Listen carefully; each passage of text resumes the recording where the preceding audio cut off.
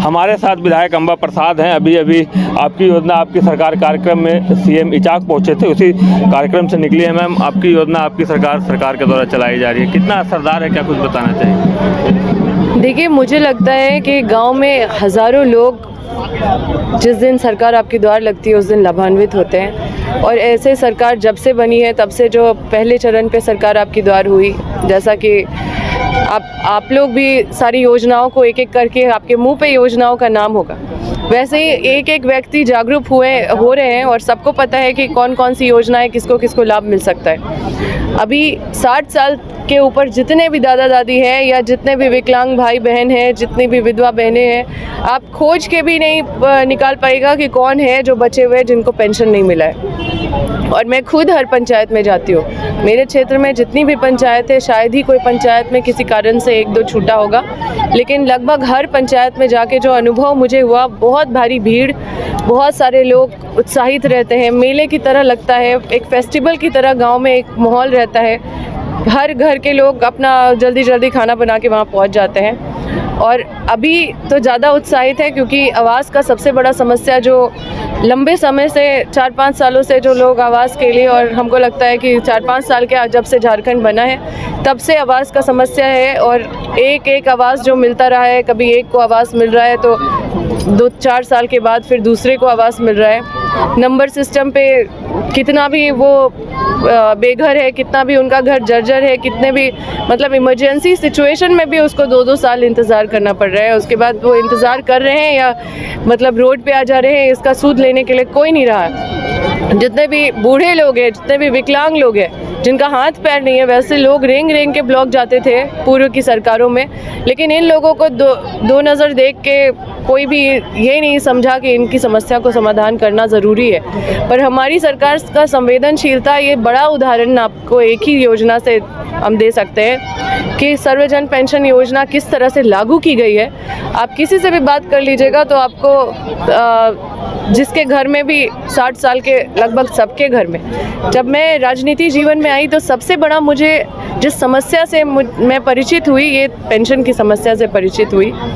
लोग इतने गुस्से में थे हमारे, जब हम चुनाव के लिए लड़ रहे थे, कितने लोग बोलते थे हम लोग किसी को वोट नहीं देंगे क्योंकि हम लोग का पेंशन नहीं बना है। इतने साल से हम लोग पेंशन के लिए भटक रहे हैं, लेकिन हम लोग मतलब ये अनुभव हम करके उसके बाद जब हमारी सरकार ने ये निर्णय लिया, आज हम लोगों के लिए ये सौभाग्य की बात है कि वैसे बेसहारा लोग को कम से कम भटकना नहीं पड़ रहा है। विपक्ष तो लगातार आरोप लगा रही है कि आपकी योजना आपकी सरकार कार्यक्रम पूरी तरह फेल है। कोई काम नहीं है, कोई काम है क्या उनके पास? उन्होंने अपने समय में कुछ किया नहीं। उनसे बस यही कहना है कि अब आपके पास तो काम है बस उंगली दिखाने का कि ये नहीं किया तो चल रहा है, तो ऐसा सीधा नहीं चल रहा है, टेढ़ा चल रहा है, तो दौड़ नहीं रहा है, यही सब बोलेंगे। लेकिन आप उनसे पूछिए कि आपको जब मौका मिला था तो आप इन चीज़ों को क्यों नहीं किए? जब 2 साल में हम लोग विपरीत परिस्थिति में, जब झारखंड का इतना सारा पैसा केंद्र सरकार रखी हुई है, जीएसटी का इतना सारा करोड़ों रुपया जो झारखंड सरकार को नहीं मिल रहा है, झारखंड को नहीं मिल रहा है, उसका अधिकार नहीं मिल रहा है, इतने सारे लोगों को आवास नहीं मिल रहा है, जब केंद्र सरकार से लगभग सारे स्कीम तो बंद कर दिए गए हैं केंद्र सरकार से, उसके बाद भी ये लोग पता नहीं क्यों मुंह खोल के कुछ भी बोलते हैं। और इनका मतलब ये कुछ भी ना करे लेकिन इनको बुरा नहीं लगने वाला है। ये इसी तरह का राजनीति पे विश्वास करते हैं। खबर हमने भी दिखाई थी और अभी सोशल मीडिया की सुर्खियों में बना हुआ है। यहीं से 3 किलोमीटर दूर एक जमुआ गांव है, वहां एक आदमी 6 सालों से शौचालय में रहने को मजबूर है। क्या उसे अबुआ आवास जैसी योजना का लाभ नहीं मिलना चाहिए? बिल्कुल मिलना चाहिए। और अबुआ आवास अभी शुरू हुई है, ये तीसरे चरण सरकार आपकी द्वार में शुरू हुई है। अभी आवेदन सब जगह कलेक्ट हो रहा है और जो लोग के घर नहीं है, जिसका घर जर्जर है, जो उस तरह के लाभुक है, चुन के ऐसे लोगों का भी समस्या ठीक उसी तरह से हल होगा जैसे पेंशन का समस्या जड़ से हल हुआ है। और ये सरकार की बहुत बड़ी उपलब्धि, मतलब कई उपलब्धियों में से एक ये बहुत बड़ी उपलब्धि है। आप देखिए, चाहे वो पुलिसकर्मी हो, चाहे आंगनबाड़ी सेविका हो, चाहे सरकारी कर्मचारी हो, ओल्ड पेंशन उनका लागू करना, महिलाओं को सम्मान देना, महिलाओं को सशक्त करना, बेरोजगार युवाओं को स्वरोजगार देना, और कई तरह की स्कीम लागू करना, बिजली में 100 यूनिट हर महीना बिजली माफ़ी योजना के तहत बिजली माफ़ी करना, किसानों का 50,000 कर्जा माफ़ी करना और अनेकों योजना से ये पूरा एकदम मेले की तरह सजा रहता है स्टॉल।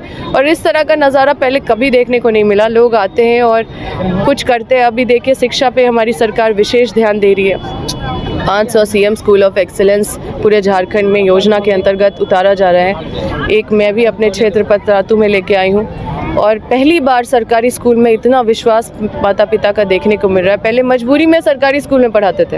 अभी पहले हजारीबाग में एक खबर आप सुन रही होंगी, शिक्षा की बात कर रही थी आप। लगातार पोशाक वितरण में धांधली की खबर सामने आ रही है, आपने भी पढ़ा होगा उसमें। क्या उस पर अंबा प्रसाद विधानसभा में आवाज़ उठाएंगे? मैं इस खबर से अवगत नहीं हूँ। मैं आपसे इसका जानकारी ले लूँगी और निश्चित रूप से कुछ गलत होता है तो उस पर कार्रवाई ज़रूर होनी चाहिए और होगी।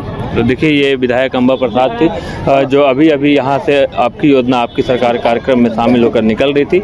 इन्होंने इस आपकी योजना आपकी सरकार आपके द्वार कार्यक्रम की जमकर सराहना की है तथा इस योजना को सीधे लाभुक तक पहुँचने वाली योजना और कार्यक्रम बताया है।